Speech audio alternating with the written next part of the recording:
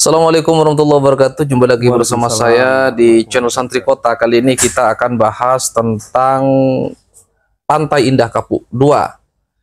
Atau mungkin teman-teman kemarin sempat dengar keributan di Republik Indonesia berkaitan dengan PSN.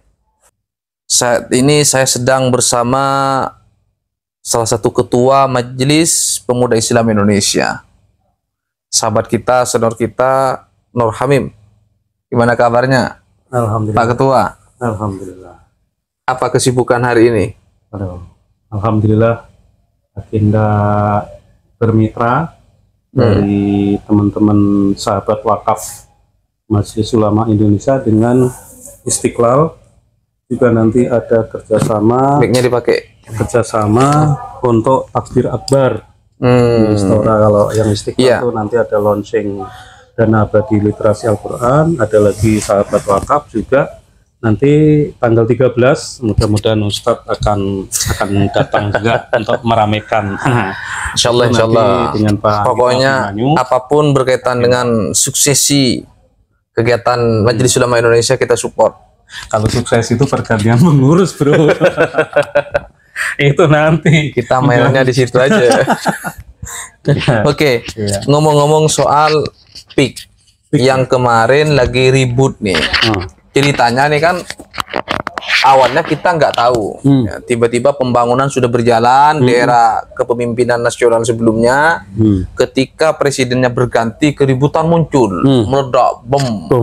Tiba-tiba Majelis Ulama Indonesia mengeluarkan fatwa bahwa PIK ini harus dikaji ulang.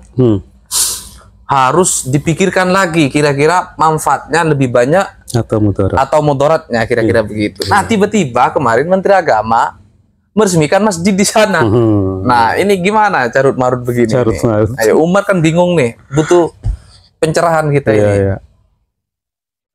Perlu dikonfirmasi dibikinnya masjid di situ itu apa PIK 1 atau PIK 2. Kalau di PIK 1 masjid itu kalau nggak salah sudah ada masjid itu di pinggir ada kayak danau, dan itu masjidnya adalah panggung. Sementara yang baru ini kan baru dibikin di PIK 2 sudah terkonfirmasi ya? Persis. Jadi alasannya Menteri Agama itu masa kita mayoritas Muslim, tapi di sini adzan tidak kedengaran katanya. Memang akhirnya kesulitan. Pihak pengelola sudah mengokein bahwa di sana akan dibangun masjid. Nah, pertanyaannya sekarang, orang awam bertanya-tanya ini, jangan-jangan ini strategi pengelola agar masyarakat tidak mempersoalkan lagi PIK. Gimana menurut Pak Hamim? Ya, kalau menurut saya ini kaitannya PSN itu kan Pusat Strategis Nasional, itu kan zamannya presiden yang lalu. Sekarang dilimpahkan ke presiden yang baru. Tentunya Pak Prabowo, bukan saya juga bukan humasnya ya, bukan protonal, tapi sepanjang PSN itu berjalan di PIK 2 yang ribut, termasuk MUI Banten ada evaluasi yang tadinya dukung tidak, akhirnya ada statement ataupun ada kayak fatwa dari MUI bahwa harus dikaji ulang. MUI wilayah atau provinsi akhirnya juga ngikut. Kalau menurut saya tuh kebetulan ada temen yang bikin entah tesis atau disertasi, temanya itu terkait dengan kebijakan MUI terhadap Rempang yang di Batam dan PIK. Nah, kok ternyata ada korelasi.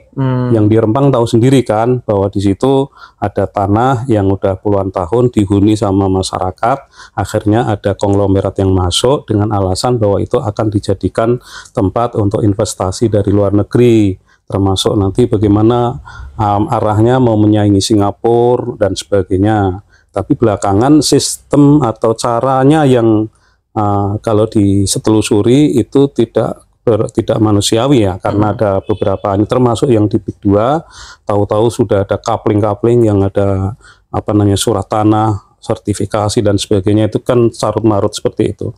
Kita tentu setuju dengan MPI setuju dengan apa yang fatwa MUI bahwa itu dikaji ulang. Tentu harus duduk bersama dari kajian-kajian yang ini. Termasuk juga jangan lupa di situ kan ada tokoh-tokoh lokal, juga ada pengacara.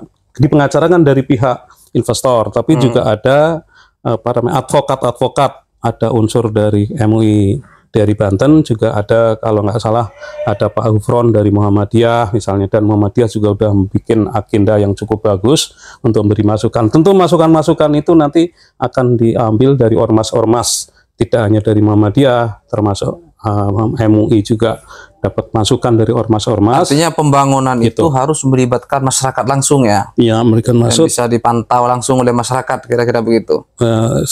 Tidak hanya sebatas itu, tapi kalau memungkinkan. Sebenarnya ini kan kalau secara struktural atau secara politis, kenapa sih terjadi apa namanya istilahnya buru-buru untuk melakukan itu? Itu kan hampir-hampir kejadian itu kan kejadian PSN untuk ini kan ada kaitannya dengan yang ada di Serpong ya. Itu kan udah limit atau batas akhir dari kepemimpinan atau periode presiden yang lalu. Nah, memang kan sengaja kejar-kejaran ya. Sengaja kejar-kejaran itu, ya. Itu kan menjelang Pilpres. Itu kan menjadi tanda tanya. Itu kan tanda tanya itu akhirnya ada usulan ya udah kaji ulang. Nah, kaji ulang selama ini karena presiden baru juga banyak urusan, apakah urusan Pertamina yang terjadi kebocoran itu, terus atomi, terus termasuk emas juga mengalami kegoncangan karena dianggap palsu dan sebagainya. Juga terakhir minyak goreng yang ukurannya mestinya 1 liter ternyata enggak. Belum lagi nanti ada urusan-urusan yang lain yang lagi gugat-menggugat, termasuk Gubernur Jawa Barat ya, yang lagi lagi telusuri dan sebagainya. Ini mungkin presiden atau menteri-menterinya juga lagi sibuk. Bukan sibuk ruwet. Ruwet. Kalau sibuk udah pasti ya gitu. Kalau sibuk pasti gitu. Lagi pusing lagi kira-kira ya. Gitu. Nah, warga umat tentu pengen tahu kalau bisa mendapatkan informasi yang resmi, kalaupun misalnya dapat dari medsos, dari dunia digital, itu harus jelas-jelas. Kan ada beredar, di share.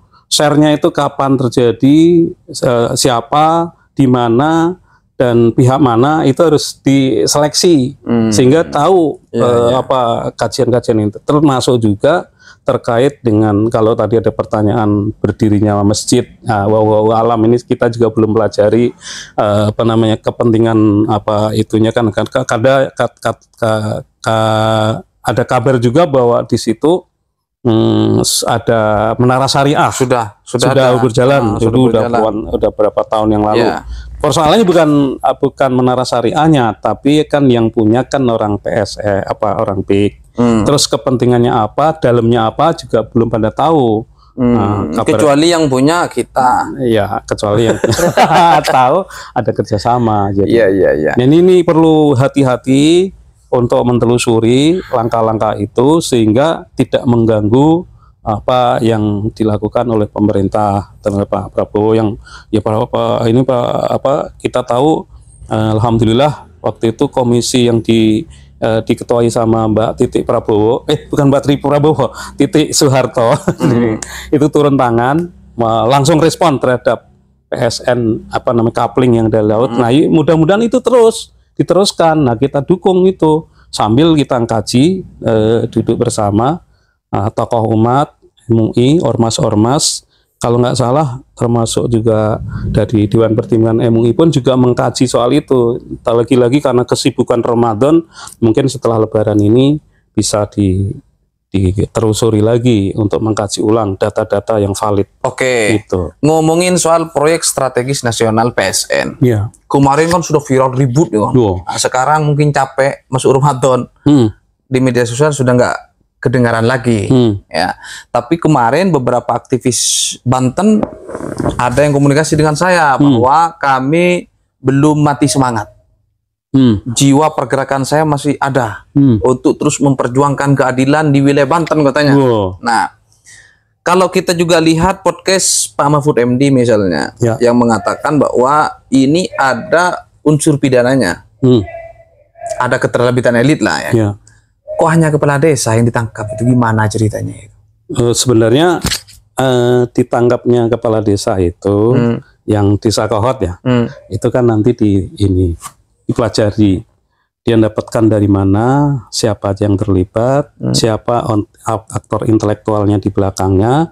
Terus nanti berdasarkan data teman yang lagi bikin riset itu nanti bisa kita datangkan. Nah, kalau itu datanya udah kita datangkan, termasuk juga kan ada tokoh-tokoh yang sudah turun agak lama ya, kayak kalau nggak salah Pak Said Didu, terus ada komentar dari Pak Mahfud MD selaku mantan Menteri Koordinator Keamanan, dan juga nanti mungkin ada advokat, ahli hukum, ahli lingkungan, termasuk ahli pembangunan pun juga dilibatkan sehingga tahu bahwa apa sih esensi, apakah itu membawa dampak positif untuk kemakmuran Banten atau hanya untuk segelintir orang-orang tertentu, itu kan akan ditelusuri di sana. Apalagi harus dipelajari lebih lanjut ya. Bahkan Muhammadiyah kalau nggak salah itu sudah bikin kajian beberapa hari dan beberapa kampus terlibat dari ahli hukum, ahli advokat, dan beberapa pakar-pakar sudah mengumpulkan data. Itu udah cukup sekali untuk tapi kalau MPI misalnya mendukung nggak pembangunan? Kan pembangunan harus ada memang ya, tapi harus sesuai dengan kajian. Kalau perspektif MPI sendiri gimana? Saya kira MPI mengikuti fatwa MUI, ngikutin aja kaji udah ulang. Nah, kalau udah kajian ulang, terus kita langkah-langkahnya bisa langkah-langkah. Tapi bukan cari aman itu, bukan. Loh, kalau kasih aman hanya periodik, hanya eksiden sementara. Buat snack kita kan mempertanggungjawabkan akhirat, ya nggak? Dunia akhirat ya, jangan sampai meninggalkan legasi pada anak cucu yang menyakitkan. Belum lagi pertanggungjawaban di depan Tuhan, kira-kira begitu ya. Itu yang kita pikirkan. Itu bedanya Majelis Pemuda Islam Indonesia dengan LSM lainnya. Ya kan? Karena sekarang ada nih LSM yang sudah mulai masuk angin tuh, ya kan? Iya. Nah, makanya menurut saya ini juga penting menjadi konsen diskusinya Majelis Pemuda Islam Indonesia agar diskusi soal proyek strategis nasional yang di dalamnya ada PIK dan lain-lain itu akan terus menjadi diskursus publik. Jangan sampai karena Ramadan lapar lupa mikirin itu. Nanti setelah Lebaran bangun PIK 3 lagi. Waduh, Masya Allah. Sebenarnya kan PSN tidak hanya bukan hanya Rempang, bukan hanya banyak PIK, ada di beberapa lokasi, bahkan nanti ada di beberapa lokasi. Di Indonesia Timur juga banyak kan. Timur. Artinya memang yang bermasalah ini yang menjadi diskursus publik hanya di yang Banten yang terdekat dengan artinya kota berarti Jakarta. Rekomendasi dari MPI yang perlu dikaji ulang itu bukan hanya yang di Banten berarti semua proyek strategis nasional harus dikaji ya, harus dilihat nilai manfaatnya lebih banyak atau moderatnya lebih banyak bagi umat, kira-kira begitu. Saya kira gitu. Pembangunan boleh lanjut tapi jangan sampai merugikan hak-hak warga. Betul. Terima kasih. Terima kasih Pak Nur Hamim, sama-sama, Ketua Majelis Pemuda Islam Indonesia. Beliau ini juga aktif menjadi pengurus Majelis Ulama Indonesia ya. Jadi beliau ini cukup senior di sini. Mudah-mudahan diskusi singkat ini setidaknya mengingatkan kita bahwa perjuangan itu tidak ada hentinya. Hadanallah wa iyyakum ajmain. Assalamualaikum warahmatullahi wabarakatuh. Waalaikumsalam warahmatullahi wabarakatuh.